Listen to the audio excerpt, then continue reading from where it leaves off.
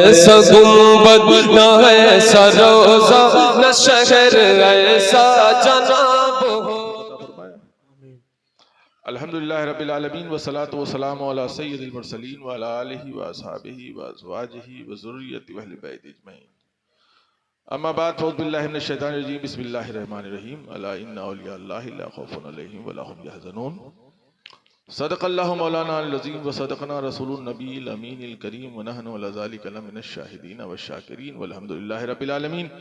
आइए हम आप निहायत अक़ीदत व मोहब्बत से आक़ाए दो जहां मदनी ताजदार अहमद मुख्तार दोनों आलम के मालिक मुख्तार जनाब मोहम्मद की बेकसपनाह में हदिया दुरूद का नज़ारा पेश करें और पढ़ें अल्लाहुम्मा सल्लि अला सय्यदना हबीबना व शफीना मौलाना मुहम्मद व अला आलि मुहम्मद व बारिक व सल्लिम सलातो व सलाम अलैका रसूलुल्लाह। नबी और आले नबी की बारगाह में एक मर्तबा और आवाज़ बुलंद सल्लल्लाहु अलैहि वसल्लम। अल्लाहुम्मा सल्लि अला सय्यदना मौलाना मुहम्मद व अला आलि मुहम्मद व बारिक व सल्लिम सलातो व सलाम अलैका या रसूलुल्लाह सल्लल्लाहु तआला अलैहि वसल्लम।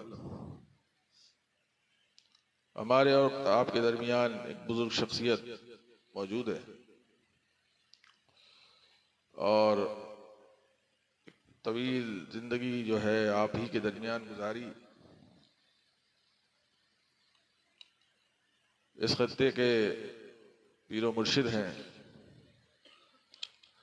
आपके बाप दादाओं से ताल्लुक रहा है, खानदान कोई रिश्तेदारी नहीं रही, ये दीन का रिश्ता रहा है। बात समझ में आ रही? समझ में आ रही। लेकिन वो रिश्तेदारियों से भी बहुत आगे है। आज है कल रिश्तेदारी चली जाती है, रिश्ते टूट जाते हैं। लेकिन जहां तक मुझे मालूम है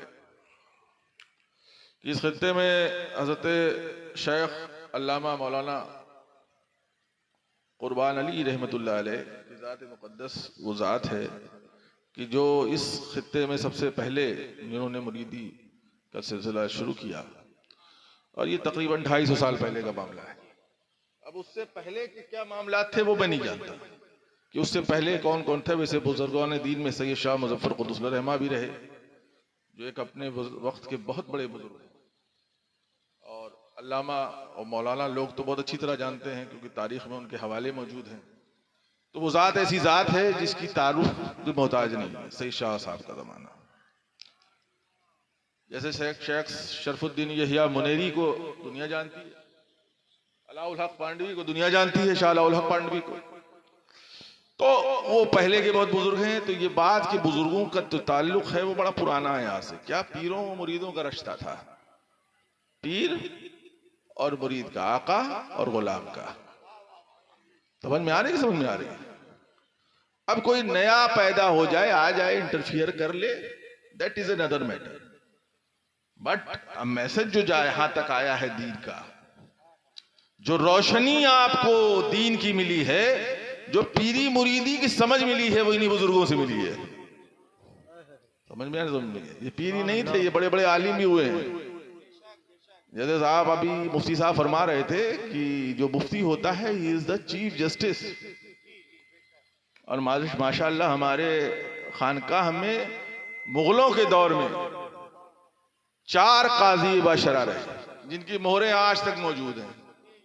क्या थे वो? ऐसे नहीं थे कि जो साहब आजकल के जैसे मुफ्ती पैदा हो रहे हैं, मुफ्त के मुफ्ती, जैसे मौलाना साहब फरमा रहे थे। बहुत अच्छी बात बताई उन्होंने। उस वक्त मुगलों को बेहतरीन सनद आपको दी जाती थी कि फतवे दिए जाएं आपकी तरफ से, और वो फतवे शहजादों को भी मानने पड़ते थे कभी कभी।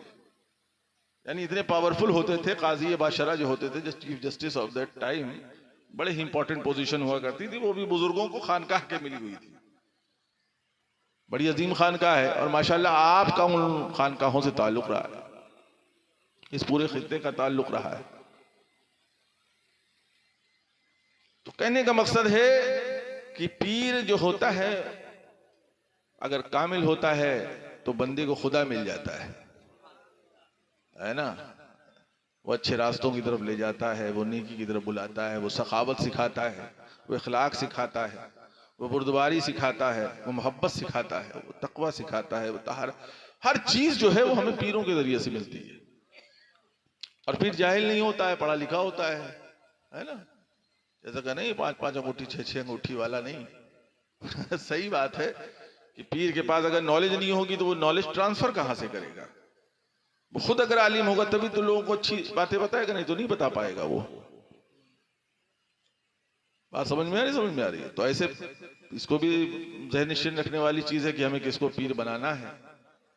फिर ये भी देखना है कि कौन है, इसका ताल्लुक क्या है, इसकी निस्बत क्या है, इसकी पकड़ कहां तक है। ये पकड़ कहां तक जाती है? ख्वाजा गरीब नवाज मोइनो मिल्लत बद्दीन तक जाती है कि गौसे आजम बड़े पीर दस्तगीर तक जाती है कि मौलाए कायनात हजरत अली शेर खुदा तक जाती भी है कि नहीं जाती है? पकड़ वाला होना चाहिए ना, जबान से ही नहीं अमल से भी होना चाहिए। अमल से जिंदगी बनती है, जन्नत भी जहन्नम भी। तो अमल क्या है? सिर्फ पीर मान लेने से काम नहीं होगा, पीर के नक्शे कदम पर चलना पड़ेगा। पीर के चाहने वाला भी होना होगा। बैत हो गए, भूल गए पीर साहब कहाँ हैं, पीर की खबर रखनी होगी। पीर अगर हुक्म दे वो आपको करना पड़ेगा। आपको you have to follow it, you have to follow the principles of पीरी मुरीदी। अगर आपको ये नहीं मालूम है तो पीर और मुरीद का रिश्ता ही नहीं खत्म होता है, रिश्ता ही नहीं रहा, ताल्लुक नहीं रहा। जैसे कलाम इलाही को ऊपर रख दिया, पढ़ते नहीं उसे, है ना, वो गर्द और गुबार उस पर लगी रहती है, पढ़ने की नौबत नहीं आती है। तो पढ़ना है तो पढ़ना है तो उस पर अमल करना है ना। इसी तरह से पीर जो हो उससे आपको मोहब्बत रखना है, उससे ताल्लुक रखना है, उसकी खिदमत करना है। पीर जब देखेगा कि मेरा मुरीद इतना चाहने वाला है तो उसके लिए दुआ करेगा, है ना। अब जब खिदमत ही नहीं करोगे तो फिर क्या पाओगे? हैं? अमल पैदा करो और वो प्रैक्टिस होती है।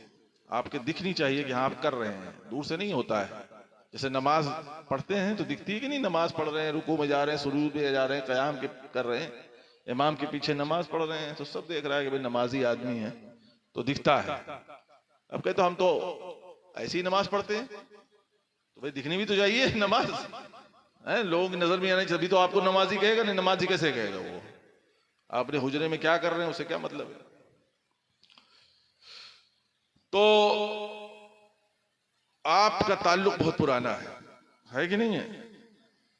और हमारा ताल्लुक गौसे आजम बड़े पीर दस्तगीर से तो सदियां गुजर गई, 800 साल का जमाना गुजर गया। गौसे आजम बड़े पीर दस्तगीर इस दुनिया फानी से जाहिरी तौर पर रुखसत हो गए, लेकिन आज भी हमारे दरमियान मौजूद है गौसे आजम। फरमाते मेरा कोई चाहने वाला उस वक्त तक दुनिया से रुखसत नहीं होगा, जहन्नम में तो जा ही नहीं सकता है जब तक कि वो राह हिदायत पे ना हो। He is on the truth path, वो रास्ते हिदायत पर ना हो, बहका हुआ ना हो। अगर बहका होगा तो मैं उसे पकड़ के, हमें इतना पावरफुल हाथ है गौसे आजम बड़े पीर दस्तगीर का कि 12 साल बाद निकाल लाते हैं। The great adventure of the world. दुनिया में आज हैरत है कि 12 साल बाद कश्ती कैसे निकल आई। इम्पॉसिबल को पॉसिबल करना ये गौसे आजम के बाएं हाथ का खेल है। अभी मौलाना साहब कह रहे थे, आपने गौर तवज्जो नहीं किया, जहन्नम में हो तो निकाल लाएंगे। तवज्जो फरमाइएगा, वलमा बैठे, तसव्वुर में जाइए, नबी का पावर देखिए, फिर गौसे आजम के बारे में मुफ्ती फरमा गए जहन्नम में होगा निकाल लाएंगे। तो रसूलुल्लाह किसको जन्नत में नहीं ले जा सकते? सुभान अल्लाह। अल्लाह बख्श दे जो वो शैतान के हो शफी, हम मुजरिमों का जुर्म तो है किस हिसाब में। माशाअल्लाह। जो कह दिया सो आपने उसका यकीन रख, बेगा है फिक्र दोज़ख और जन्नत के बाब में।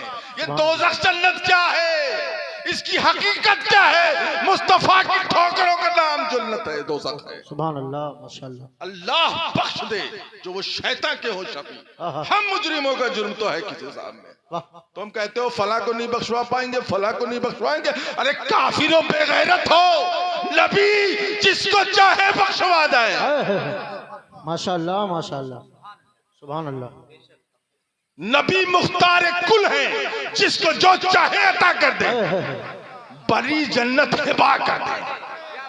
क्या हकीकत है जन्नत की? ये जन्नत तो मेरे नबी के गुलामों की ठोकरों पर है क्या जन्नत? सारी कायनात के मालिक है नबी, जिसको चाहेंगे जन्नत में दाखिल करेंगे। माशाल्लाह माशाल्लाह। हम रसूल के गुलाम हैं। किसके गुलाम है? रसूल के गुलाम। मेरे गौस फरमाते हैं, मैं दुनिया को ऐसा देखता हूं जैसे राई का दाना। सही। ये जुमला आपने 800 साल पहले फरमाया। क्या फरमाया? मैं सबको देखता हूं, मैं हर मुरीद को देखता हूं, मैं हर कंट्री पर नजर रखता हूं, मैं सारी सब कॉन्टिनेंट्स देखता हूं, मैं सूरज देखता हूं, मैं सितारों को भी देखता हूं, सबको देखता हूं। कहां? ऐसे देखता हूं। आपके हथेली पर। ये सारी दुनिया हथेली पर नजर आती है, राई के दाने की तरह। जी। किसका पावर है? एक वली का पावर है। नाम है मोहिउद्दीन। है दुनिया को जिंदा करने वाला, ईमान को जिंदा करने वाला, इस्लाम को जिंदा करने वाला। नाम है मोहिउद्दीन। वो मोहिउद्दीन आए, हम सब उसके गुलाम हैं। सुभान अल्लाह। कैसे आकाओं का बंदा हूं रजा, बोल बाले मेरे सरकारों, माशाल्लाह माशाल्लाह। बोल बाले मेरे सरकारों के, फर्श वाले तेरी शौकत का उलूम क्या समझे। खुसरुआ अर्श पे उड़ता है फरेरा तेरा, वो जो आसमानों से मलाइकों का नुजूल होता है, गौसे आजम की बात सुनते हैं। वो जो खिज़र आता है, वो गौसे आजम की बात सुनता है। वो मर्तबा है मेरे गौस का, इसकी कोई मुकाम ही नहीं की। अल्लाह तो फरमाते, वाह क्या मर्तबा गौस है बाला तेरा, ऊंचे ऊंचों के सरों से कदम आला तेरा, सर भला क्या कोई जाने की है कैसा तेरा, औलिया मलते हैं आंखें वो तलवा तेरा। सुभान अल्लाह। क्यों दबे जिसपे हिमायत का हो पंजा तेरा, शेर को कतरे में लाता नहीं कुत्ता तेरा। क्यों न कासिम हो कि तू इब्ने अबी कासिम है, क्यों न कादिर हो कि मुख्तार है बाबा तेरा। माशाल्लाह माशाल्लाह। ऐ गौसे आजम, आपके बाबा मुख्तार हैं, आप क्यों नहीं मुख्तार होंगे? जी। आपके बाबा इस आलम के मुख्तार हैं, आपके बाबा इस आलम के मालिक हैं, आपके बाबा जन्नत के मालिक हैं, आपके मामा कौसर के मालिक हैं, आपके बाबा हम सब के मालिक। जी। क्यों न कासिम हो कि तू इब्ने अबी कासिम है, क्यों न कादिर हो कि मुख्तार है बाबा तेरा। और ऐ रजा यूं न बिलख तू नहीं जय्यद न सही, सैयद जय्यद हर दहर है मौला तेरा। कोई चाहने वाला गौसे पाक का जहन्नम में दाखिल नहीं होगा, है ना। तो नबी की सबसे बड़ी शान गौसे आजम बड़े पीर दस्तगीर है। सुभान अल्लाह। वलियों की शान, वली जिसका नाम ले, कुतुब जिसका नाम ले, गौस जिसे माने, वो गौसे आजम है, बड़े पीर दस्तगीर है। पीरों के पीर हैं, रोशन जमीर हैं, बगदाद वाले हजरत सबके दस्तगीर है। सुभान अल्लाह सुभान। है ना सबके दस्तगीर? जी बेशक। सबके दस्तगीर है। गौस पाक का दस्तरखान कभी खाली नहीं रहता था। एक एक वक्त में 70-70 हजार खाते थे। कितने? 70,000। सब बैठ के खाते थे। और लोग फरमाते हैं कि ऐसा लगता था कि जैसे हमें ही खिला रहे हैं। इतनी शफकत से देखा करते थे गौसे आजम, सबकी नजर में यही था कि हम ही को खिला रहे हैं। एक एक साथ कई कई दस्तरखान पे पहुंच जाते थे, कहते हमारे यहां भी खाया, हमारे यहां भी खाया, हमारे यहां भी खाया, है ना। हर सिलसिले का बुजुर्ग गौसे आजम बड़े पीर दस्तगीर से मोहब्बत करता है। समझ रहे हैं कि समझ रहे हैं आप? सिलसिले चिश्तिया हो, नक्शबंदिया हो, सहरवर्दिया हो, फिरदौसिया हो, सारे सलासिल के जो बुजुर्गान दीन हैं, वली हैं, वो गौसे आजम बड़े पीर दस्तगीर से मोहब्बत करते हैं। कदमी हाजा अला रक़बती कुल्ले वली अल्लाह, आपने जब ये बगदाद से फरमाया कि मेरा ये कदम तमाम औलिया अल्लाह की गर्दनों पर है, तो पूरी दुनिया में जितने वली जहां जहां थे, सब ने अपनी गर्दनें झुका दी। सुभान अल्लाह। हज़रत गरीब नवाज सुल्तानुल हिंद मोइनो मिलते वद्दीन ख्वाजा हसन संजरी खुरासान की पहाड़ियों में थे, महवे इबादत थे, आपने अपनी गर्दन झुका दी, फरमाया है गौसे आजम आपका ये कदम मेरी गर्दन ही नहीं मेरी आंख और आंख की पुतलियों पर है। और जब ये कह दी तो फिर आप बगदाद तशरीफ लाए और गौसे आजम बड़े पीर दस्तगीर की खिदमत में हाजिर हुए, खिदमत की और फिर फरमाया या गौसे आजम हमें बगदाद अता कर दे। कहा वो तो मैं तो शहाबुद्दीन सहरवर्दी को दे चुका हूं। बगदाद इराक की जो कुतुबियत है, जो पावर है इराक का विलायत का, वो मैं शेख शहाबुद्दीन सहरवर्दी को दे चुका हूं। तुम्हें हिंद अता करता हूं,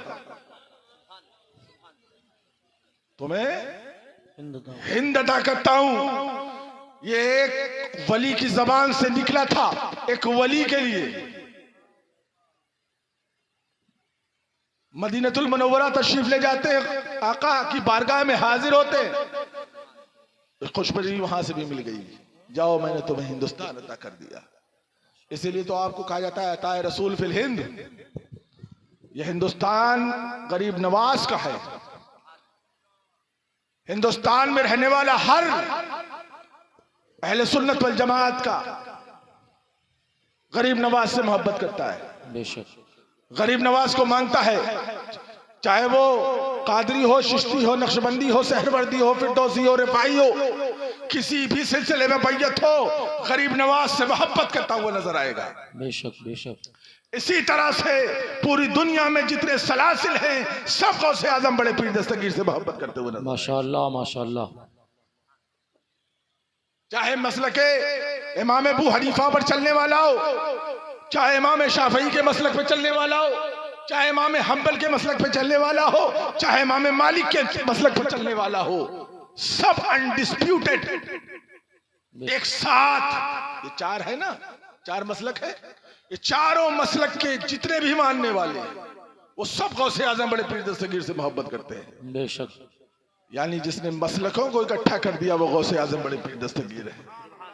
सुभान अल्लाह सुभान आपको अल्लाह। हम्बली भी गौसे आजम का नारा लगाता हुआ नजर आएगा, आपको शाफई भी गौसे आजम का नारा लगाता हुआ नजर आएगा, आपको मालिकी भी गौसे आजम का नारा निकालता हुआ नजर आएगा, आपको हम्बली भी गौसे आजम का नारा लगाता हुआ नजर आएगा। आप पूरी दुनिया में देखें, हिंदुस्तान में हनफी ज्यादा है, अफ्रीका की वादियों में आप शाफई पाएंगे ज्यादा, हम्बली आप इराक की वादियों में पाएंगे, मालिकी भी पाएंगे आप, जो कि आप अरब की वादी में पाएंगे, सऊदी अरब के इलाके में ज्यादा मालिकी पाएंगे आप। कहने का मतलब ये सारे के सारे लोग, ये सारे के सारे मसलक पर चलने वाले, ये सब गौसे आजम बड़े पीर दस्तगीर से मोहब्बत करते हैं। बेशक सुभान अल्लाह सुभान अल्लाह। अब पावर ऐसा कि मुर्दों को जिंदा कर दे। बेशक।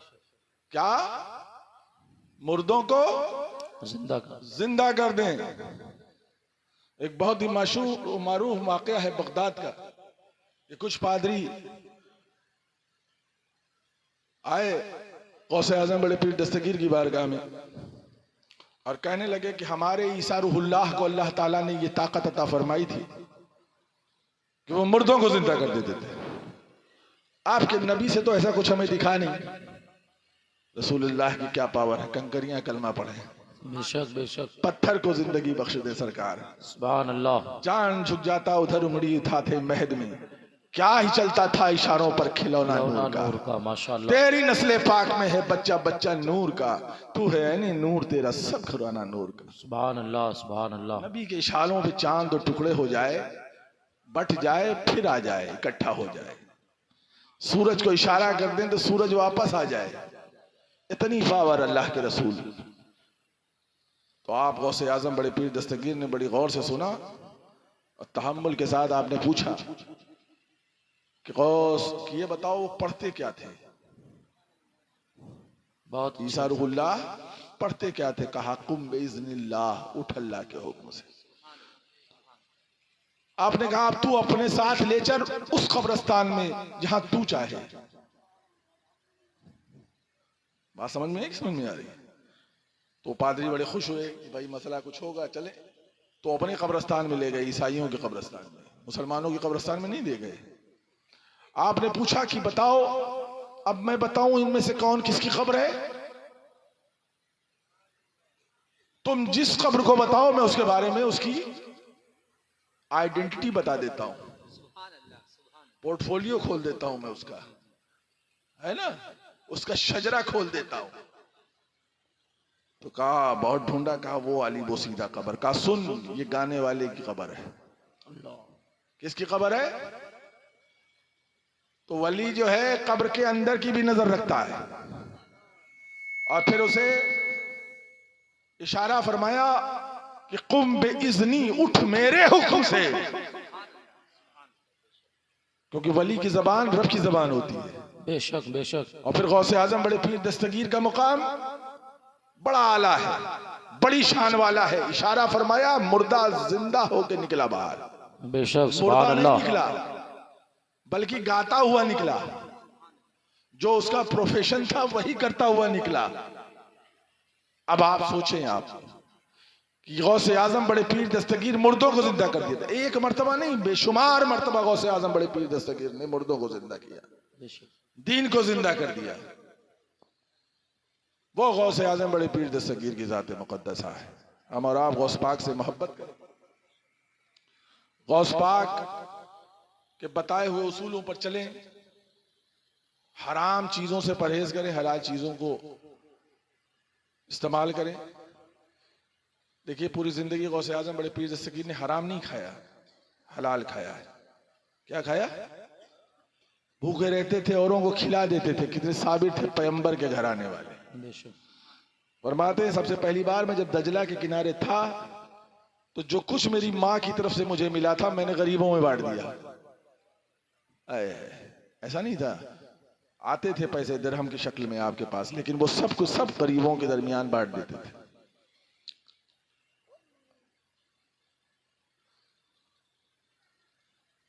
यानी भूखे प्यासे रहकर इल्म हासिल किया। भूखे, आप खुद फरमाया करते थे मैं उन तकलीफों से गुजरा हूं जिसका तुम तसव्वुर भी नहीं कर सकते, इल्म हासिल करने के लिए। भाई तलबुल इल्म फरीज़तुन अला कुल्ली मुस्लिमतिन मुस्लिमा, हर मुस्लिम मर्द और औरत के लिए इल्म हासिल करना फर्ज है। और उस फर्ज के लिए गौसे आजम बड़े पीर दस्तगीर ने जीलान छोड़ा, बगदाद तशरीफ लाए, लेकिन हक का साथ नहीं छोड़ा। तारीख में आता नहीं है कि 40 दिरहम आपकी माँ ने बांध दिए थे, तो रास्ते में लुटेरे मिले, पूछा कि भाई तुम्हारे पास कुछ है, तो आपने झूठ नहीं बोला, सच बोला। तो अल्लाह का वली कभी झूठ नहीं बोलता। बेशक। कहा मेरी माँ ने 40 दिरहम दिए थे। कहाँ है? कहाँ? आस्तीन में सिल दिए थे, दिखाया। वो लोग आपके हाथों पर तौबा की है और अपने वक्त के सब कुतुब हुए। तो निगाहे मर्द मोमिन से बदल जाती है तकदीरें, गर हो ज़ौक़े यकीन पैदा तो कट जाती है जंजीरें। गौस पाक छुपा भी तो सकते थे, किसी की नजर में तो आ नहीं रहा था, लेकिन सच नहीं था, सच का साथ नहीं छोड़ा गौसे आजम ने। तो हमें यह दर्स मिलता है कि झूठ नहीं बोलना है, सही। सच बोलोगे अल्लाह सच्चों के साथ है, झूठों के साथ अल्लाह नहीं है। हक गोई जो है हमें गौसे आजम बड़े पीर दस्तगीर से मिली है। आपने पूरी जिंदगी सच बोला, हक बोला और सखी थे। क्या था? दूसरी खूबी क्या थी गौसे आजम में? बड़ी सखी थे। जो कुछ मिलता था गरीबों में बांट देते। आपके दरवाजे से कोई खाली नहीं जाता था। आपका दस्तरखान बहुत वसी था। बेशक।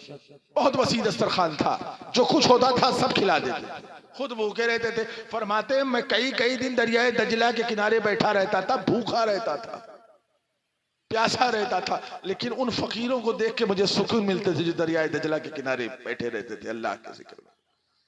ये वो जमाना था जो तालिबे इल्मी का जमाना था आपके, और आपने इसका दामन नहीं छोड़ा।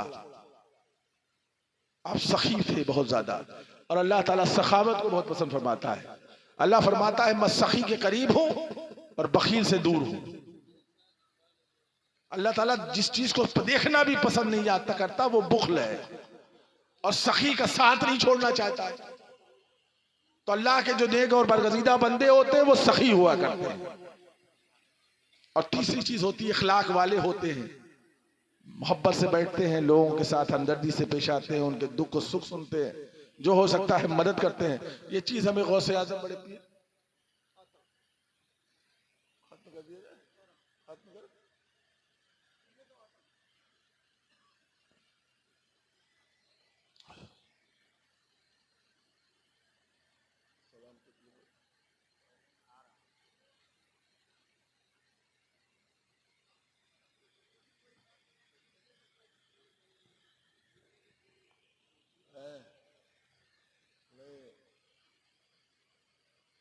खत्म कर दिया जाए, सही रहेगा, टाइम भी हो गया। पूछ लो, खत्म कर देते हैं, फिर सलाम हो जाए। कहाँ जा रहे हैं?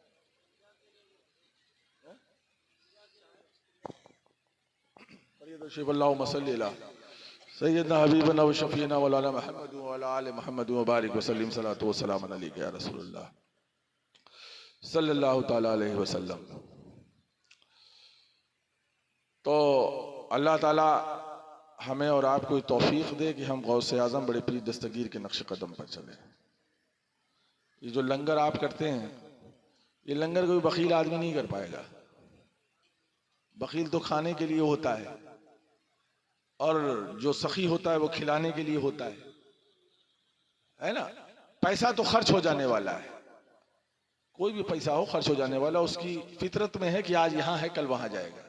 बैंक में रहेगा तो बैंक से ही लैप्स हो जाएगा। मसबत जगह पे, सही जगह पे आपने इन्वेस्टमेंट किया है, ये इंपॉर्टेंट है। आपने इन्वेस्टमेंट कहाँ किया है, पैसा किस रास्ते पे लगाया है, वही पैसा फ्रूटफुल होता है, वही फलदार है।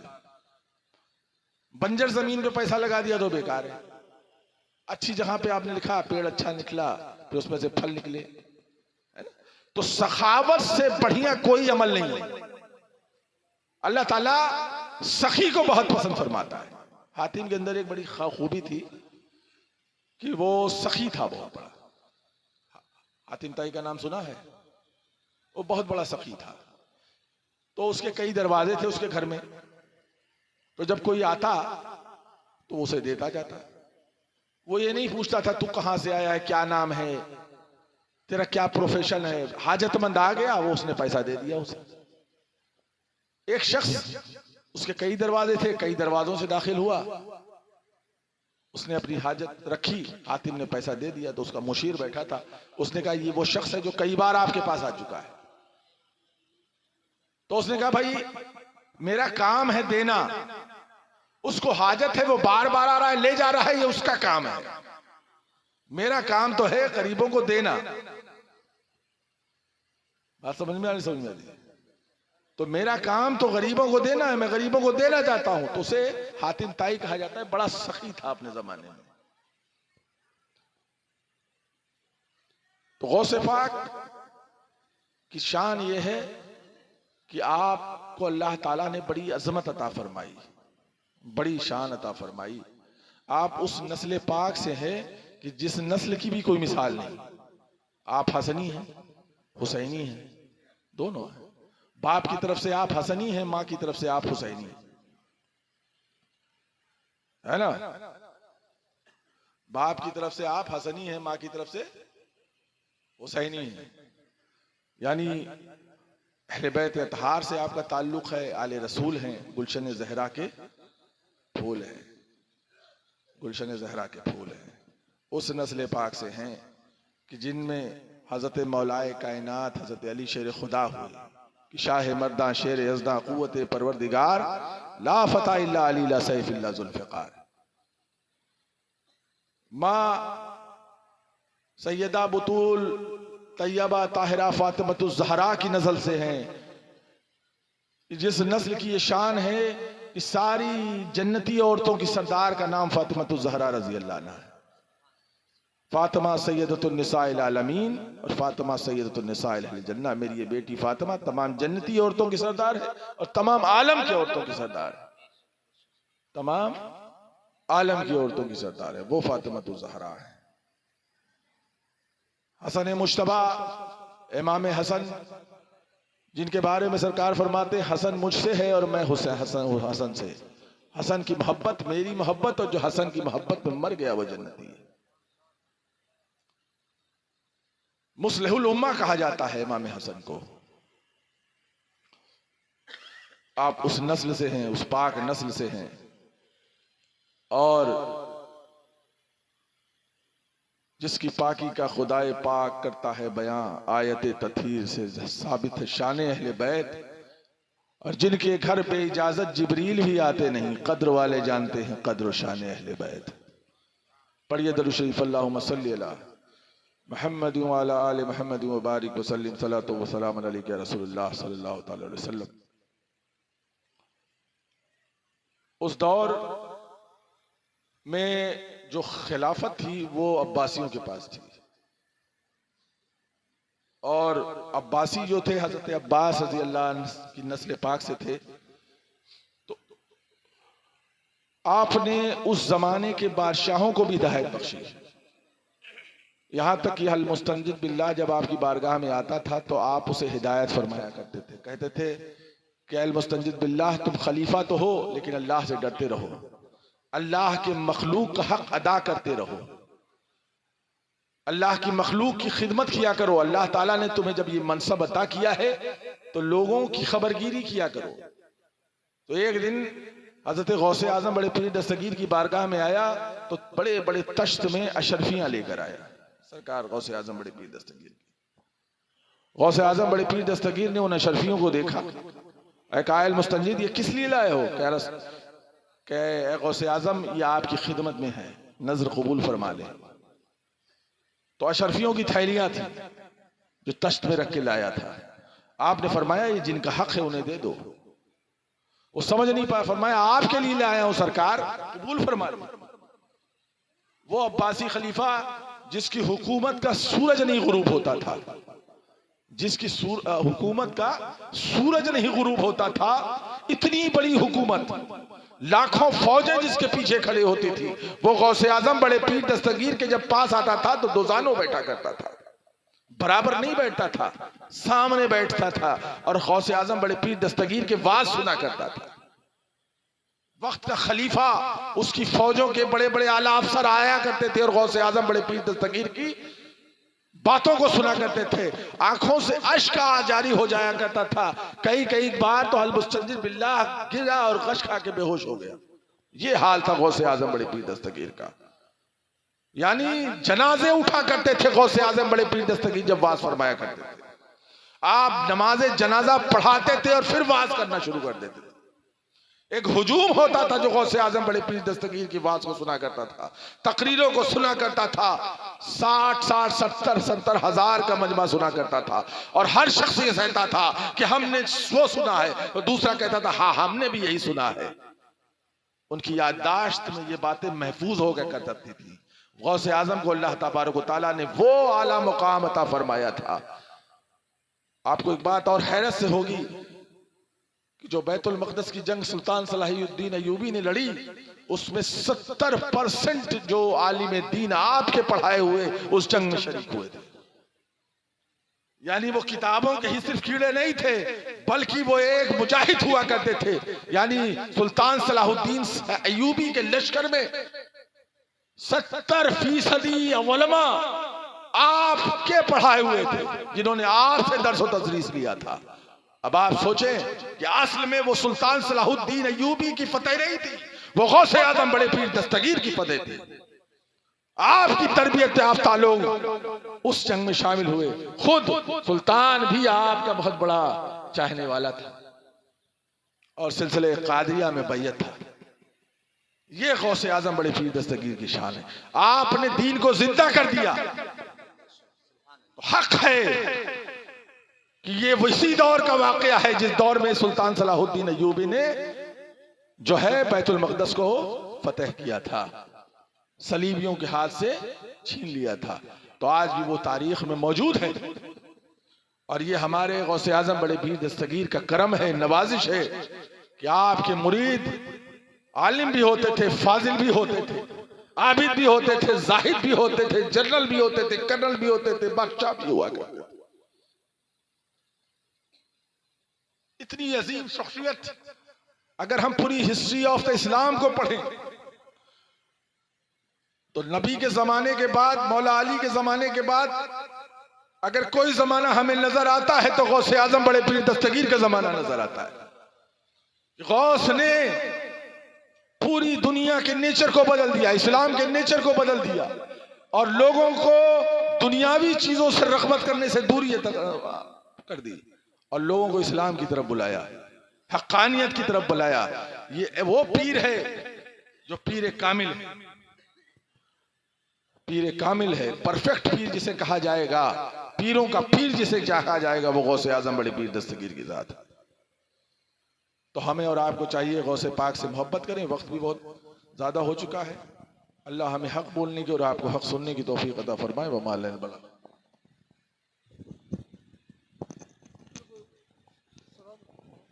मुस्तफ़ा